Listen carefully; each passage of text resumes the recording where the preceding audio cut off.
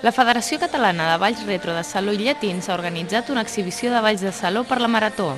Durant tot el matí del dissabte, els grups col·laboradors han fet les seves exhibicions al pavelló Joan Busquets. L'entrada, per valor de 3 euros, anava acompanyada d'un refresc trinar i els diners es destinaran a la Marató de TV3. Des de la Federació s'ha volgut organitzar l'exhibició per poder ajudar en la lluita contra el càncer. Bueno, nosotros hemos participado siempre en muchas actividades benéficas en diferentes lugares, pero aquí, viendo el motivo principal que es la enfermedad más grave, importante del país, pues hemos querido participar, como no, con todo el resto de entidades que han participado anteriormente en recogida para este grave problema que somos incapaces de poder solventarlos.